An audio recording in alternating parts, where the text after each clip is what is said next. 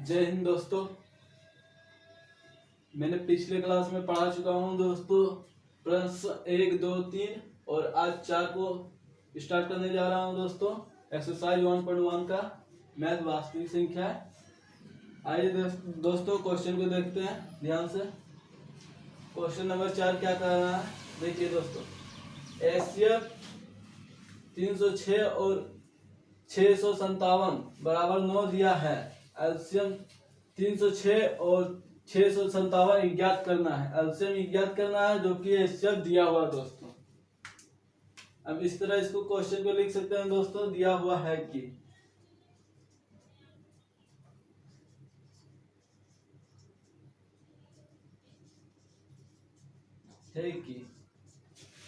HCF 306 और 657 equal to 9, जो कि आपको एचसीएफ दे चुका है दोस्तों। एचसीएफ इक्वल टू हो जाता है 9। और मैंने पिछले क्लास में पढ़ा चुका हूं कि दोस्तों एलसीएम इक्वल टू क्या होता है, इसका एक फार्मूला बता चुका हूं दोस्तों। आप अगर पिछले क्लास के वीडियो नहीं देखे होंगे तो देख लीजिएगा दोस्तों, मैं लिंक दे दूंगा दोस्तों डिस्क्रिप्शन में। एलसीएम इक्वल टू होता है दोस्तों दो संख्याओं का गुणनफल बट्टा एचसीएफ। तो लिख सकते हैं दोस्तों एलसीएम बराबर, अतः एलसीएम इक्वल टू दो संख्याओं का गुणनफल, दो संख्या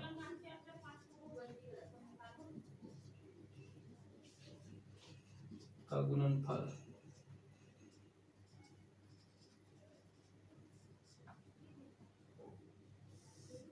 बट्टा एचसीएफ। ठीक है दोस्तों, तो लिख सकते हैं यहाँ पे दो संख्याओं का गुणनफल, तो 306 और 657 का गुणनफल होता है। तो 6 और 657 का गुणनफल इक्वल टू बट्टा 9 एचसीएफ देखिए दोस्तों, एचसीएफ 9 है, ये देखिए दोस्तों, तो 9 लिख सकते हैं दोस्तों। अब दोस्तों इसको हम काट के देखते हैं दोस्तों, कट रहा है कि नहीं। तो 9 का पाढ़ा देखिए दोस्तों 30 आता है दोस्तों, नहीं आता है, उससे नीचे 27 आता है दोस्तों। तो ये कितना बार में आता है दोस्तों, 3 बार में, 3 9 27, तो 3 9 27 और बच गया 3 दोस्तों, 3 इधर 6 में चल गया दोस्तों, 36 हो जाएगा। 3 4 3 9 27 होता है दोस्तों, 3 4 36 होता है, 36 4 बार में आ रहा है दोस्तों, जो 4 लिख सकते हैं। अब इन दोनों को गुना कर देने से दोस्तों हमें एलसीएम ज्ञात हो जाएगा। तो हम देखते हैं दोस्तों, गुना करने के लिए हम बेसिक तरीका को यूज करते हैं दोस्तों। नोट में लिख सकते हैं दोस्तों बेसिक तरीका को, 657 और 34। ठीक है दोस्तों, तो एकदम बेसिक तरीका को हम यूज करेंगे दोस्तों। बेसिक से बेसिक तरीकों को यूज करके हम बनाएंगे क्वेश्चन को दोस्तों, आसानी से बनेगा।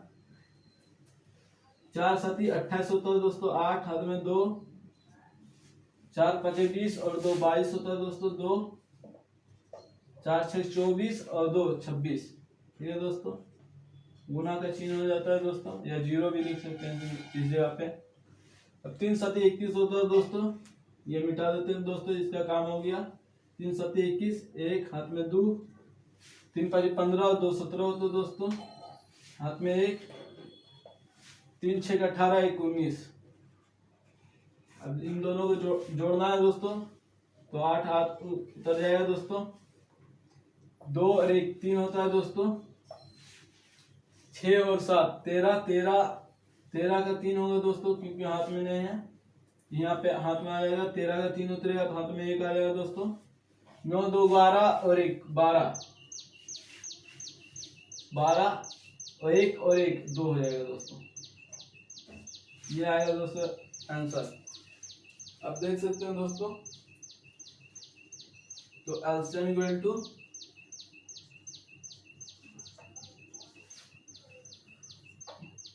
22 33 8, ये दोस्तों एलसीएम।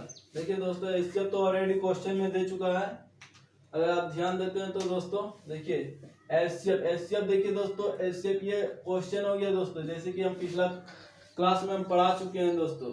एचसीएफ ये क्वेश्चन हो चुका है दोस्तों, इसका जो दिया हुआ इक्वल टू 9, ये हो गया दोस्तों एचसीएफ। ये दोस्तों ये हो गया एचसीएफ। और आपको एलसीएम ज्ञात करना है दोस्तों, ये संख्या का एलसीएम ज्ञात करना है। ये क्वेश्चन बहुत इंपॉर्टेंट क्वेश्चन है दोस्तों, यह कंपटीशन लेवल का क्वेश्चन है दोस्तों, या कंपटीशन में भी ये क्वेश्चन आता है, देखने को मिलता है दोस्तों। ये रेलवे में भी क्वेश्चन को देखने को मिलता है दोस्तों। ये हर कंपटीशन लेवल में इस तरह का क्वेश्चन एलसीएफ एलसीएम का दिया हुआ रहता है दोस्तों। इस क्वेश्चन को ध्यान से और सही तरह से बनाने की कोशिश करें दोस्तों। अगर आपको फार्मूला याद होगा तो दोस्तों ट्रिक से तुरंत बन जाता है दोस्तों क्वेश्चन। आपको टेबल याद रखना जरूरी है दोस्तों, और मल्टीप्लाई, जितना स्पीड आप मल्टीप्लाई करते हैं उतना स्पीड आपसे क्वेश्चन बनेगा दोस्तों। अब देखते हैं दोस्तों क्वेश्चन नंबर 5 की ओर बढ़ते हैं आगे। क्वेश्चन नंबर 4 कंप्लीट हो चुका है दोस्तों।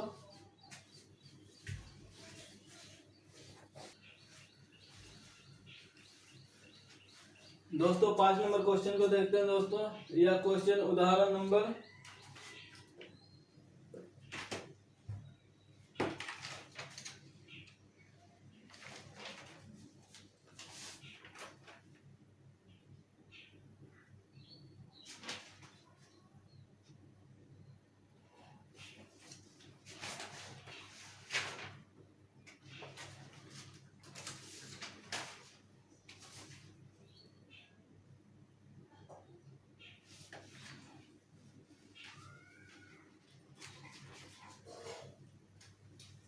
यह क्वेश्चन दोस्तों उदाहरण नंबर 1 की तरह है। देखिए पिछला क्लास में हमने पढ़ा चुका है दोस्तों उदाहरण नंबर 1, उसी तरह का सेम क्वेश्चन है, लेकिन इस क्वेश्चन में कुछ संख्याएं अलग है और उसमें कुछ संख्याएं अलग थी, इसीलिए दोस्तों इसको देखते हैं ध्यान से। इस क्वेश्चन को पहले पढ़ लेते हैं दोस्तों। जैसे कि बता रहा है क्वेश्चन नंबर 5 में, जांच कीजिए कि क्या किसी प्राकृतिक संख्या n के लिए संख्या 6n अंक 0 पर समाप्त हो सकती है। यह क्वेश्चन कह रहा है कि दोस्तों 6n अंक है जो कि 0 में समाप्त हो सकती है। इसके लिए हमें इस क्वेश्चन को बनाने के लिए आगे बढ़ते हैं दोस्तों।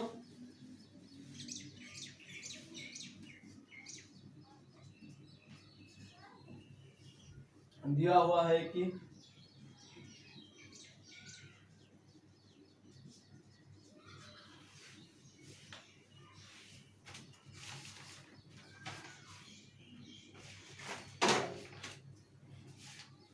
दिया हुआ है कि किसी प्राकृतिक संख्या के n के लिए किसी, देखिए दोस्तों यहाँ पे क्वेश्चन में ही दिया हुआ है किसी प्राकृतिक संख्या n के लिए किसी, उसी तरह हम लिख सकते हैं दोस्तों। देखिए इसमें कुछ नहीं, बस क्वेश्चन में ही आंसर छुपा हुआ है दोस्तों। सिंपल सा ट्रिक है, थोड़ा सा लॉजिक वाला। किसी प्राकृतिक संख्या के लिए, किसी प्राकृतिक संख्या n के लिए, n के लिए संख्या n, संख्या 6n दोस्तों, संख्या 6n अंक 0 पर समाप्त हो सकती है, या 6n 0 पर समाप्त हो सकती है। या तब हो सकता है दोस्तों जब अभाज्य गुणनखंड की संख्याएं 2 और 5 के रूप में विभक्त हो, n पावर। तो हम लिख सकते हैं या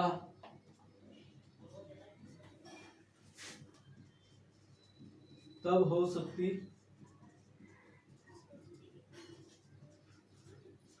है जब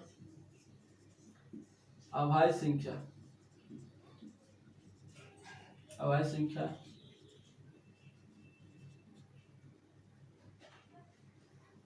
अभाज्य गुणनखंड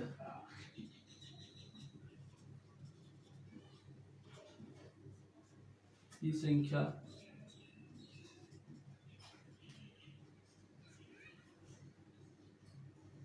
5 2 5, सॉरी दोस्तों पहले 2 लिखा जाता है, 2 और 5 के रूप में हो, 2 और 5 के रूप में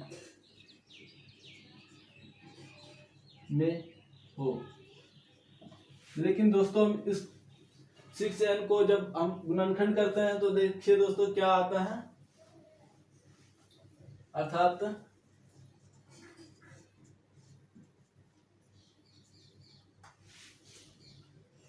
6n का गुणनखंड, 6n संख्या का अभाज्य गुणनखंड, अभाज्य गुणनखंड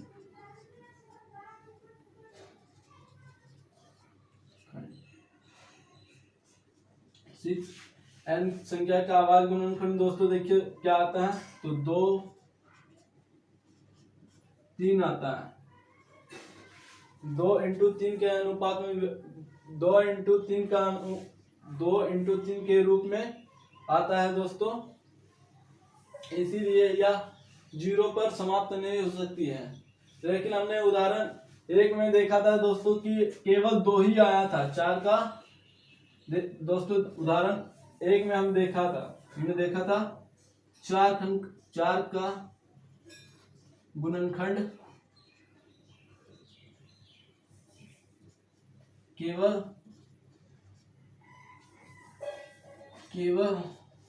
2 का स्क्वायर के रूप में आया था दोस्तों, इसीलिए यह संख्या केवल एक ही आया था। लेकिन देखते हैं दोस्तों 6n में यह 2 संख्या के रूप में विभक्त होता है, 2 और 3 के रूप में। लेकिन अभाज्य गुणनखंड का रूल बताता है दोस्तों कि यह 2 या 5 के रूप में आना चाहिए या 5 से विभक्त होना चाहिए, लेकिन इस तरह का कोई प्रतिक्रिया देखने को नहीं मिलता है दोस्तों। इसीलिए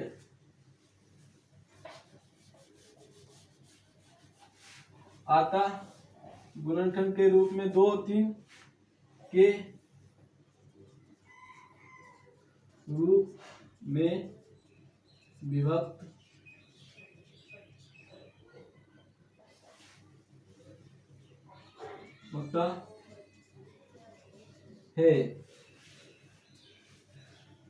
होता है। लेकिन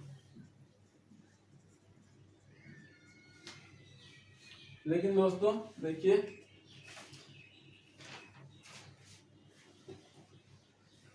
अंक गणित के परिमेय के अनुसार 6n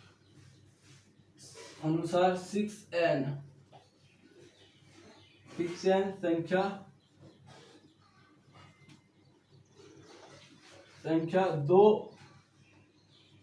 इंटू 5 के रूप में विभक्त के रूप में गुणनखंड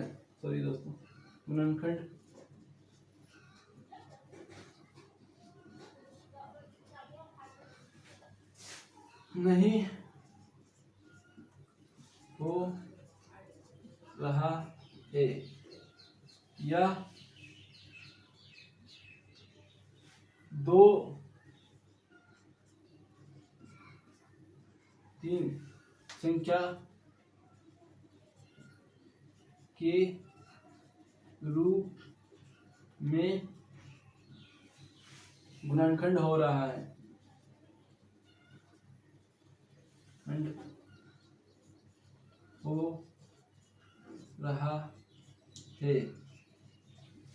इसीलिए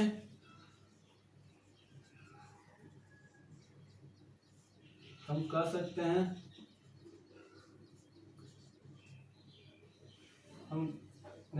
इसीलिए अंक गणित के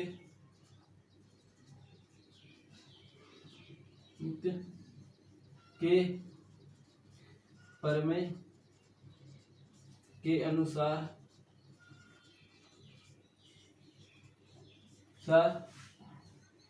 संख्या 6n अंक 0 पर समाप्त नहीं हो सकती है।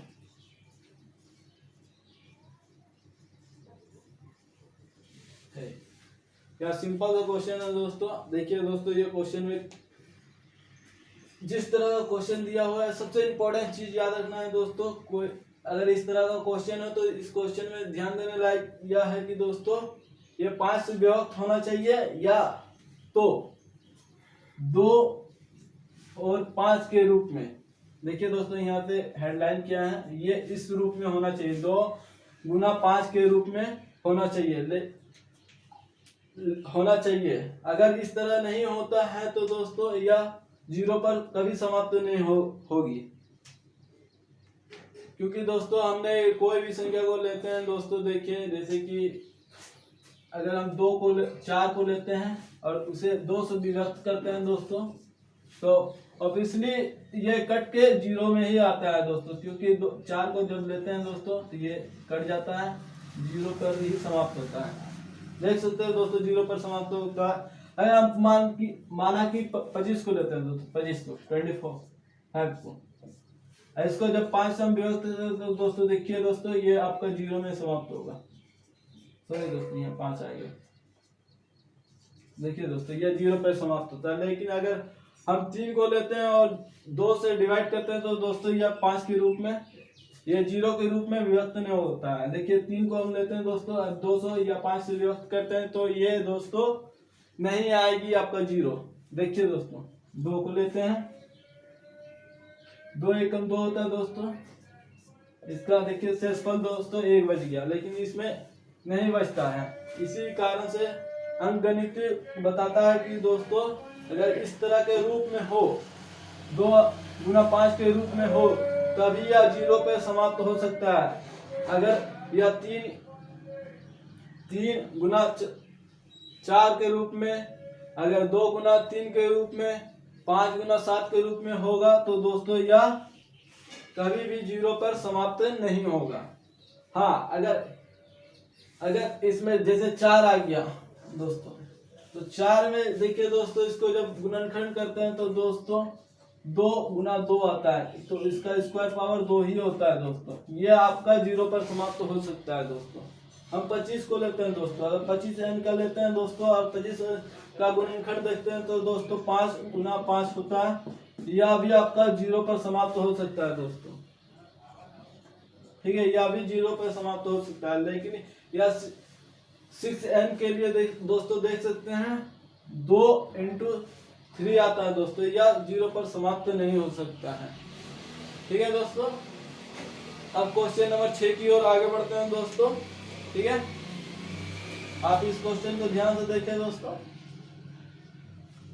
इस तरह का क्वेश्चन हमेशा आता है दोस्तों एग्जाम में और प्रॉब्लम क्रिएट करता है अगर इस क्वेश्चन को हम ध्यान से नहीं पढ़ते हैं तो दोस्तों। क्योंकि इस क्वेश्चन में थोड़ा सा ट्रिक याद करने लायक दोस्तों यही है, और बाकी सब दोस्तों क्वेश्चन में ही आंसर दिया हुआ है, छुपा हुआ है, बस लिखने की जरूरत है दोस्तों। क्वेश्चन नंबर 6 की ओर बढ़ते हैं।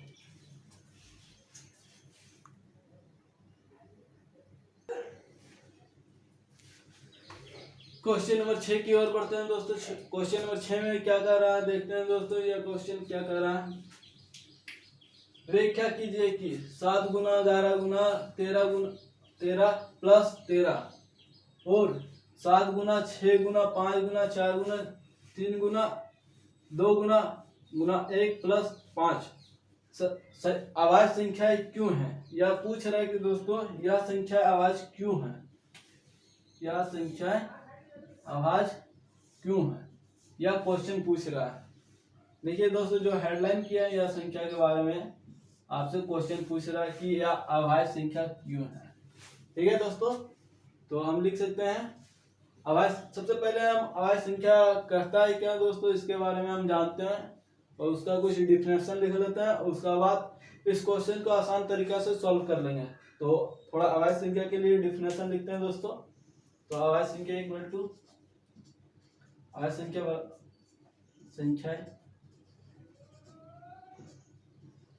का डिफिनेशन, परिभाषा दोस्तों कर देते हैं, परिभाषा।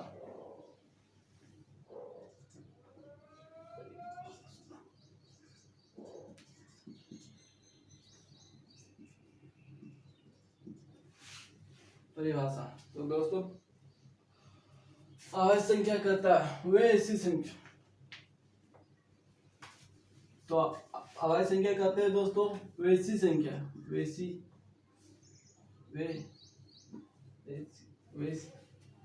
वे संख्याएं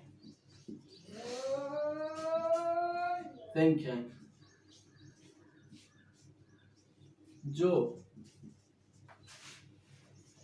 एक और स्वयं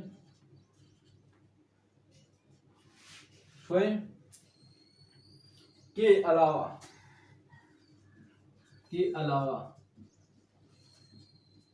कम से कम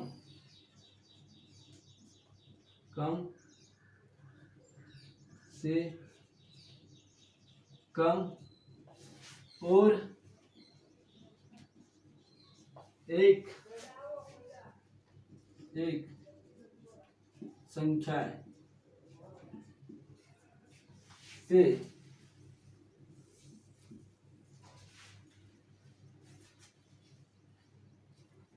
संख्या से अवयव संख्या से विभाजित,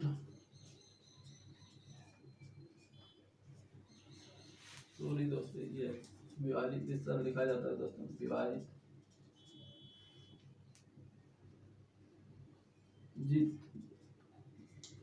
हो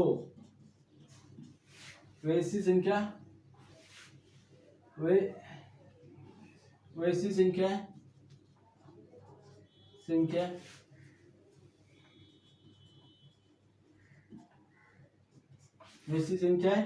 अवयव संख्या कहलाती है।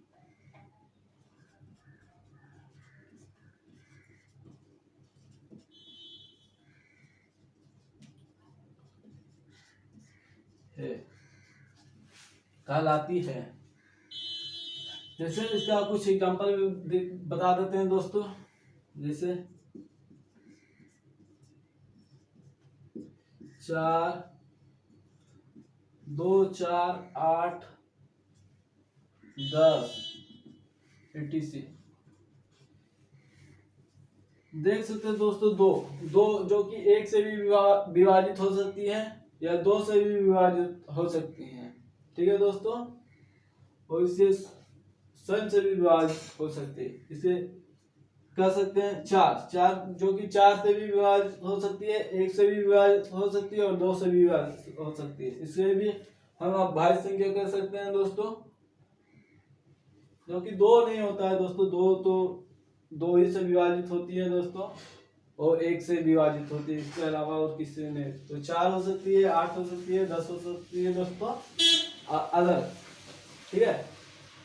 तो एक बार फिर से हम पढ़ देते हैं दोस्तों, अभाज्य संख्या कह रही क्या, वे संख्याएं जो एक और स्वयं के अलावा कम से कम और एक संख्या से विभाजित हो वैसी संख्याएं अभाज्य संख्या कहलाती हैं। और हमारा क्वेश्चन दोस्तों ये है, तो पहले हम इस क्वेश्चन को बनाते हैं। तो क्वेश्चन को लेते हैं दोस्तों, पहले ये इस वाले को तो हम लिख सकते हैं दोस्तों इस तरह से 7 गुना 11 गुना 13 प्लस 13, यह है दोस्तों क्वेश्चन। तो पहले हम इसको बनाते हैं दोस्तों। तो हम इस क्वेश्चन को इस तरह से भी लिख सकते हैं दोस्तों, 7 है दोस्तों, 7 लिख सकते हैं, गुना 11 है दोस्तों, देखिए 11 है तो 11 को 11 लिख सकते हैं दोस्तों। यह 13 और यह 13 दोस्तों, यह दोनों कॉमन है दोस्तों, तो कॉमन है तो इसको ब्रैकेट का हम बाहर ले सकते हैं दोस्तों। जैसे कि हम ले सकते हैं ये गुना 1 हो गया दोस्तों, सॉरी 1 हो गया दोस्तों, प्लस 1 = 13। हम इस तरह लिख सकते हैं दोस्तों। जब हम इस तरह से लिख सकते हैं तो दोस्तों इसका आ जाएगा दोस्तों, जब भी हम गुना करेंगे तो यह दोस्तों इस तरह से आ जाएगा दोस्तों। ठीक है, 13 को 13 एकम 13 हो जाएगा दोस्तों, 13 को 13 एकम 13। ठीक है, इसीलिए इस तरह से आ सकता है दोस्तों। तो इसको बनाते हैं दोस्तों। सबसे पहले इसको अंदर वाले को मल्टीप्लाई करते हैं दोस्तों, फिर इसको अलग से। ठीक है, ये एक तरह से दूसरा संख्या हो गया दोस्तों। तो 11 सती कितना होता है दोस्तों? 77। 77 को 1 से गुना करते हैं तो दोस्तों 77 होगा, और प्लस 1 78। 78 और 13। ठीक है दोस्तों, 78 और 13, तो 78 और 13। यह देखा जाए तो दोस्तों यह दो संख्याएं होती है, दो संख्या हो गई है। जैसे कि आवाज गुणनखंड में जैसे आता है दोस्तों 306, 657, उसी तरह देखिए दोस्तों यह दो संख्या 78 और 13। जब इसको गुना करते हैं तो दोस्तों क्या आता है? यह आएगा दोस्तों 1014। तो देखिए दोस्तों 1014 आ गया। 1014 को 78 से भी डिवाइड कर सकते हैं, 13 से भी डिवाइड कर सकते हैं दोस्तों, 1 से भी डिवाइड कर सकते हैं, और 1014 को 1014 से भी डिवाइड कर सकते हैं। तो हम कह सकते हैं दोस्तों यह संख्याएं अभाज्य संख्या हैं। आप इसको प्रूफ भी कर सकते हैं दोस्तों अपने बुक नोट में, हम दिखा भी सकते हैं आपको दोस्तों नोट में। देखिए दोस्तों नोट में यह दोस्तों 1014 हो गया दोस्तों। पहले हम 78 को डिवाइड कर देते हैं दोस्तों 78 से। तो 78 को जब डिवाइड करने जाते हैं दोस्तों 1 आता है दोस्तों, ये आ जाएगा दोस्तों 78 उतर जाएगा, बचेगा दोस्तों आपका 23। ये 4 उतर जाएगा दोस्तों 23। यह 3 बार में आएगा दोस्तों 234। तो यह देखिए दोस्तों कट गया।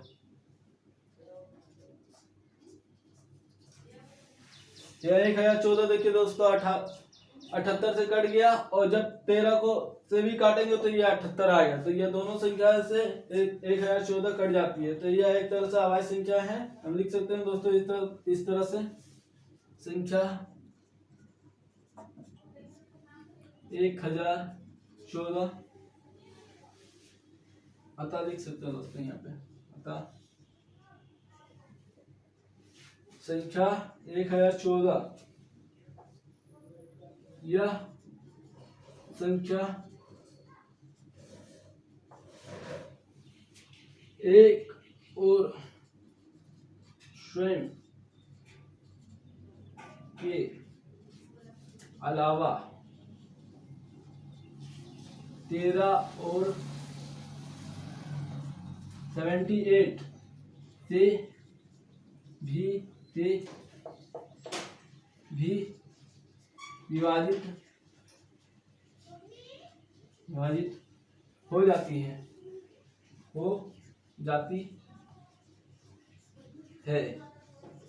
ठीक है दोस्तों। तो यह संख्या है अभाज्य संख्या है। अब दूसरी इसके बारे में बात करते हैं। इसके बारे में बात करने से पहले दोस्तों हम इस जगह को थोड़ा सा मिटा देना चाहते हैं दोस्तों, क्योंकि यह बोर्ड का स्पेस कम है, इसीलिए दोस्तों। तो इस जगह पे मिटाते हैं दोस्तों। देखिए दोस्तों ध्यान से देखिए दोस्तों, सिंपल सा ट्रिक है दोस्तों। इस जगह पे देखने लायक दोस्तों बात है कि हम कॉमन ले लिए दोस्तों, 13 और 13 दोनों एक ही है, इसीलिए हम बाहर कर दिए दोस्तों। एक्चुअल में हम जब गुना करते हैं तो दोस्तों आपका यही आएगा। ठीक है, आप देख लीजिएगा दोस्तों कैलकुलेशन में। अब दूसरा चीज को लेने से पहले हम इसको मिटा देना चाहते हैं दोस्तों।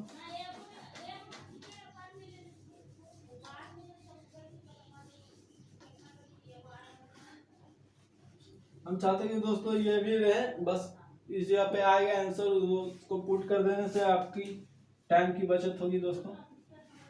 तो आइए देखते हैं दोस्तों, इसको लेते हैं ये वाली को 7 6 5 4 3 2 1 प्लस 5। यह है क्वेश्चन दोस्तों। ठीक है, यह क्वेश्चन है। तो इसको हम पहले करते हैं दोस्तों, जिस तरह से पहले किए थे इस क्वेश्चन को।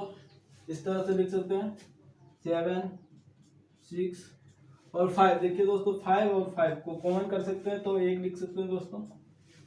4 है दोस्तों तो 4 को 4 लिख सकते हैं, 3 लिख सकते हैं, 1 2 सॉरी दोस्तों 2 1 और प्लस 5 है दोस्तों। 5 को बाहर कर सकते हैं तो यहाँ 1 लिख सकते हैं दोस्तों, यह टोटली बाहर हो गया 5।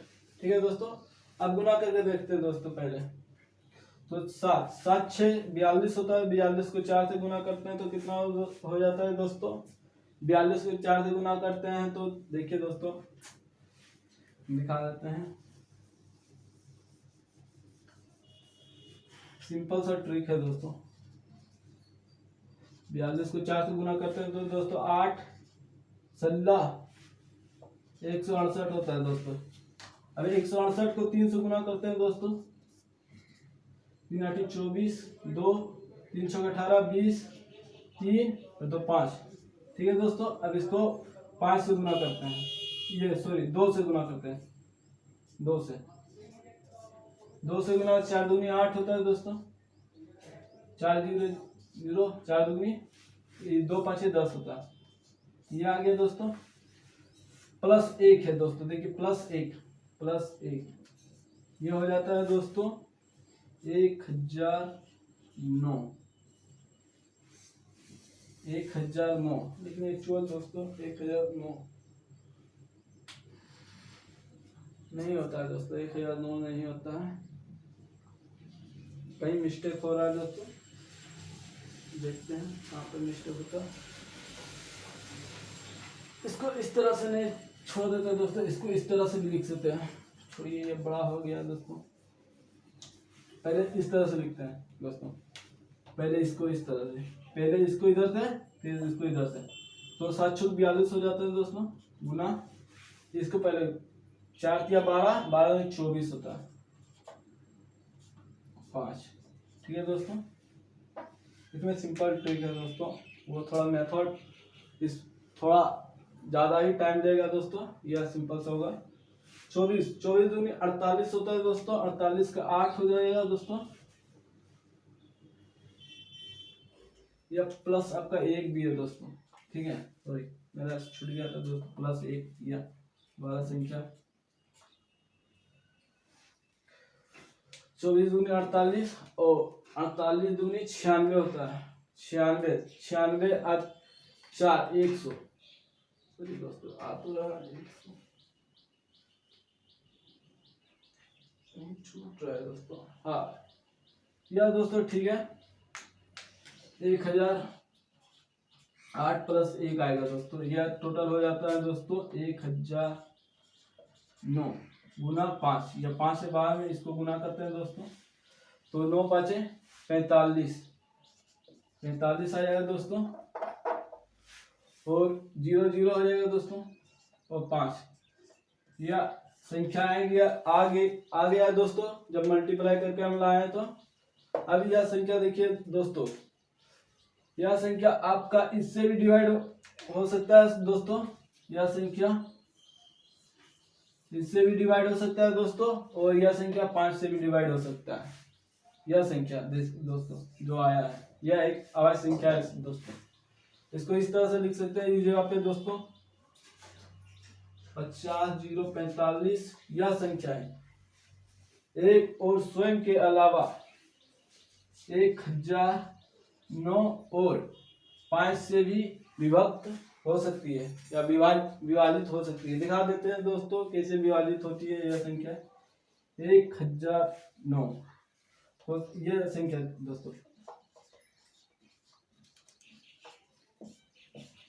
यह है दोस्तों। तो 5 से पहले हम डिवाइड करके देखते हैं दोस्तों, 5 50 होता है दोस्तों, 50 यह कट गया है दोस्तों। देखिए अब बच गया 0, तो 0 दोस्तों 0 में उतर जाता है तो 45 आ जाता है दोस्तों। ठीक है, अब दोस्तों 5 9 45 होता है दोस्तों, देखिए 5 9 45। देखिए दोस्तों ये आ गया, या संख्या इससे भी डिवाइड हो सकती है या इससे भी डिवाइड हो सकती है, तो दोनों देखिए दोस्तों या दोनों संख्या से डिवाइड हो सकती हैं, इसीलिए हम कह सकते हैं यह संख्याएं भी अभाज्य संख्याएं है यहाँ भी संख्या भाज्य संख्या है, देखिए 50,045 यह संख्या। अब क्वेश्चन नंबर 7 की ओर बढ़ते हैं दोस्तों। 6 नंबर क्वेश्चन समाप्त हो गया दोस्तों। इसमें इंपॉर्टेंट याद रखने वाली चीज है दोस्तों यह भाज्य संख्या की परिभाषा। अगर ये आपको याद है तो दोस्तों यह क्वेश्चन इजीली तरीका से बन जाएगा दोस्तों। अगर आप भाज्य संख्या की परिभाषा याद नहीं होगी तो यह संख्या थोड़ा सा कठिनाई का सामना कर सकते हैं, क्योंकि भाज्य संख्याएं इसमें सिद्ध करने के लिए जरूरत है दोस्तों। ठीक है, अब नेक्स्ट क्वेश्चन की ओर बढ़ते हैं दोस्तों, 7 नंबर की ओर।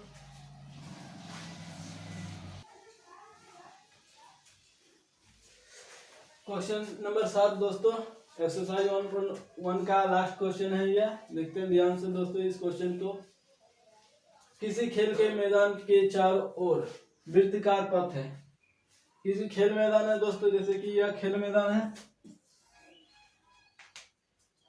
इसमें चारों ओर से एक वृत्ताकार है दोस्तों, जैसे यह देख सकते हैं यह वृत्ताकार है दोस्तों। इस मैदान का एक चक्कर लगाने में सोनिया एक लड़की है दोस्तों, जैसे कह सकते हैं सोनिया एक लड़की है, सोनिया एक लड़की है दोस्तों।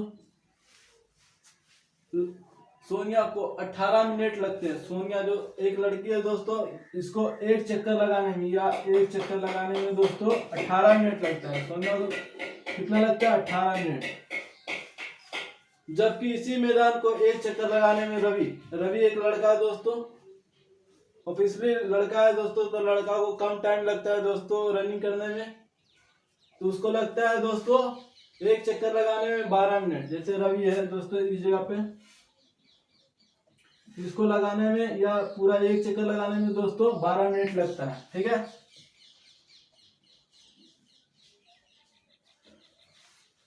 लगता है। जबकि इसी मैदान को एक चक्कर लगाने में रवि को 12 मिनट लगता है। तो मान लीजिए दोस्तों, यह क्वेश्चन करना चाहता है, मान लीजिए आप वे दोनों एक ही स्थान से, जैसे दोस्तों यह स्थान है, एक ही स्थान से की ओर, एक ही स्थान से एक ही दिशा की ओर, एक ही दिशा दोस्तों, इसी दिशा में की ओर चलना प्रारंभ करते हैं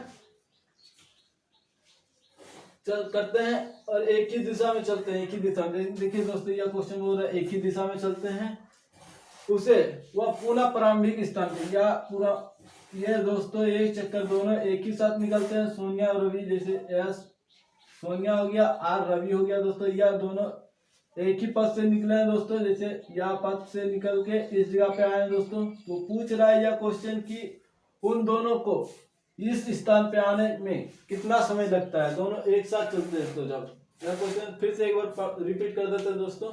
किसी खेल के मैदान के चारों ओर वृत्ताकार है, इस मैदान के चारों एक चक्कर लगाने में सोनिया को 18 मिनट लगते हैं, जबकि इसी मैदान को एक चक्कर लगाने में रवि को 12 मिनट लगते हैं। मान लीजिए कि वह दोनों एक ही स्थान और एक ही दिशा, एक ही समय में, एक ही स्थान की ओर एक ही समय पर चलना प्रारंभ करके एक ही दिशा में चलते हैं, तो कितना समय बाद वह पुनः आरंभिक स्थान में आएगा। यह क्वेश्चन कहना चाह रहा है कि दोस्तों दोनों को एक ही दिशा में एक ही समय में चलना प्रारंभ करते हैं और वह पुनः अपने आरंभिक स्थान पे आने में कितना समय लगता है। तो दोस्तों इस क्वेश्चन को स्टार्ट करने से पहले यह क्वेश्चन कहना क्या चाह रहा है उसको लिख लेते हैं दोस्तों। तो दिया हुआ है कि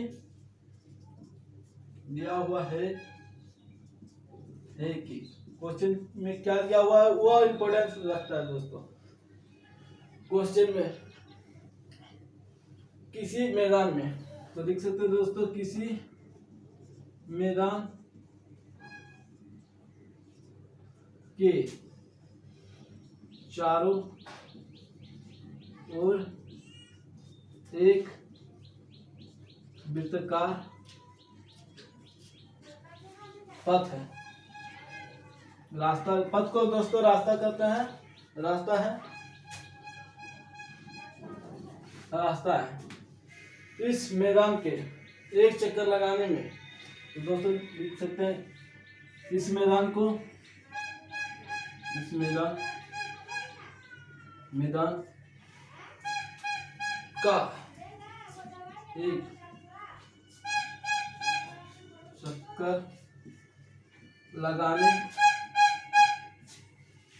में सोनिया द्वारा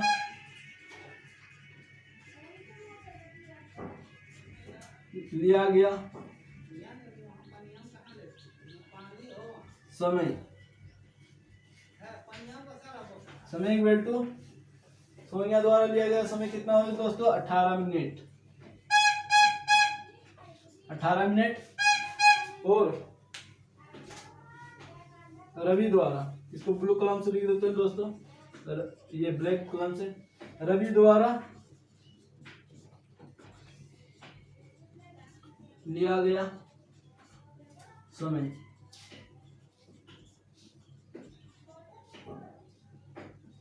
12 मिनट है। ठीक है दोस्तों, सोनिया द्वारा लिया गया समय 18 मिनट और रवि द्वारा लिया गया समय 12 मिनट है।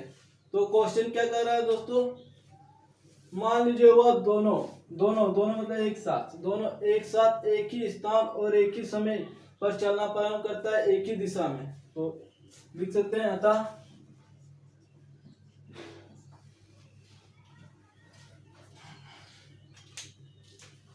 रवि और सोनिया द्वारा एक ही स्थान एक ही समय और एक ही दिशा में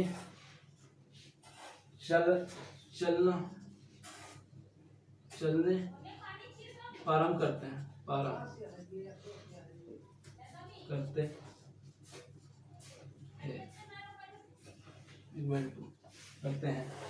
तो दोस्तों देखिए, अगर यह अलग अलग करते हैं तो दोस्तों हम इस तरह से इसके एलसीएम निकाल सकते थे 18 और 12 का। तो 18 और 12 का एलसीएम तो आप जानते हैं, लेकिन क्वेश्चन कहना चाह रहा है दोनों ही एक साथ, रवि और सोनिया एक साथ। तो एक साथ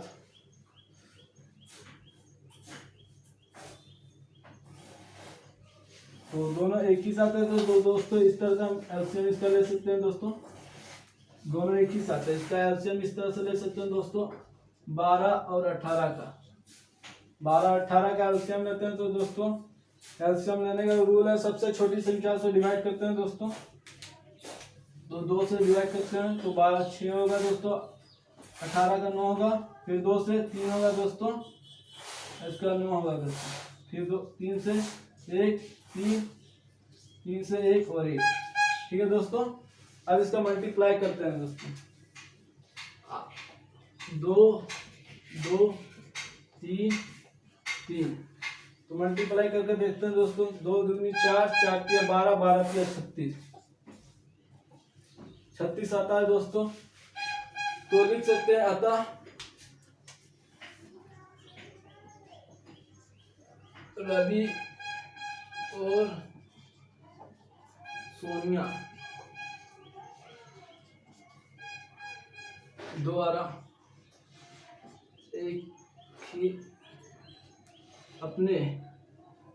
अपने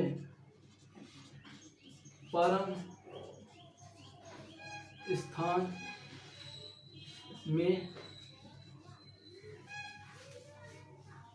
आने